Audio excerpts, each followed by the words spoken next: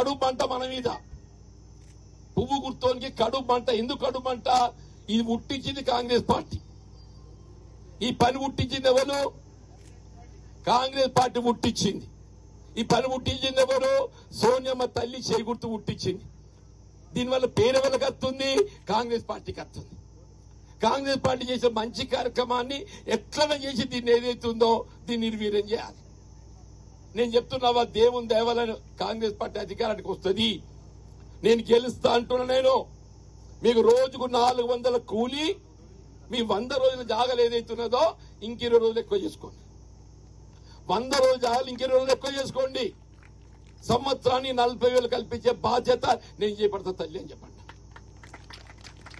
ఎండాకాలంలో 35% summer allowance, 400 అంటే 100 రూపాయలు ఎక్కువ. ఈ 3 నెలలు వస్తుంది కదా, ఉగాదికి వెళ్ళి 3 నెలలు ఎక్కడికి నిలబడితే కాలు కాలుతున్నాయి. ఇక నిలబడి మాట్లాడితే కాలు కాలుతున్నాయి. అవంటున్నాను. మీరు ఎండలు ఎట్లా కోసపడుతున్నారు నాకైతే తెలుస్తలేదవ్వా. నిజం తల్లి చెప్పంటు నేను. ఈ సమ్మర్ వేసవిలో ఏదైతుందో ఎవరు పనికి వచ్చినా సమ్మర్ అలవెన్స్ 35% ఎక్కువ ఇవ్వాలి. అది మీకు కల్పిస్తాము. రాను పోను ట్రాక్టర్ పెట్టాలి. ట్రాక్టర్ పెడుతున్నా మీకు. ట్రాక్టర్ పెట్టాలి.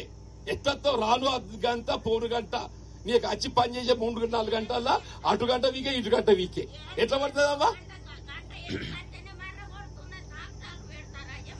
నేను అదే చెప్తున్నా తల్లి అంటూ. నేను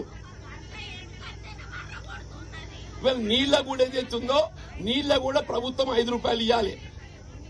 అవ్వా నీళ్ళ కూడా ప్రభుత్వం 5 రూపాయలు ఇవ్వాలని చెప్పి అంటున్నా. ఎండాకాలంలో నీళ్ళకు మంచి నీళ్ళకి ఏదైతుందో 5 రూపాయలు ఇవ్వాలని చెప్పి అంటున్నా.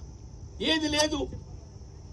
నేను దేవుందే వినయ్ రెడ్డి గారు చెప్తున్నా. నేను మనం ఎమ్మెల్యే గెలవడం కాదు, పని చేయాలి. పెద్దలు కానీ గెలిచి ఇంట్లో వండుటానిక ఆడియాలు గెలిచి ఎక్కడ కనబడుతుండే ఎన్నడన్నా? ఆడ రాకేష్ రెడ్డో ఏమి రెడ్డో నాకు తెలియదు కానీ వాని ఆడు పేరోడు జీవన్ రెడ్డి ఆడెక్కడ పుట్టిండో ఆడు వీక్ జడగాడు కూడా అంజాలు ఈడొచ్చిండు. మళ్ళా నిజమా వద్దామా? పేన మీద పోయి పోయిన పడ్డట్టు అయిందో మన బతుకు. వాడు జీవన్ రెడ్డి, నేను జీవన్ రెడ్డి ఆయన నన్ను అనుకున్నాను. ఇక నాదో గోస.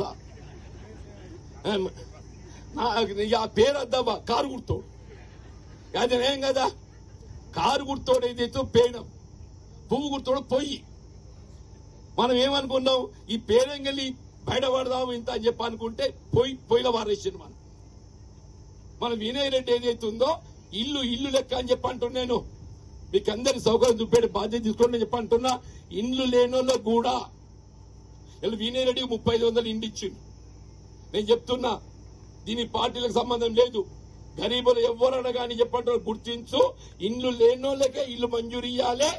ఎస్సీలు దళితులు ఉంటారు కదా, మాలా మాదిగా అంటారు కదా మన దాంట్లో, వాళ్ళకి ఇంకా 1,00,000 రూపాయలు ఎక్కువ ఇవ్వాలి.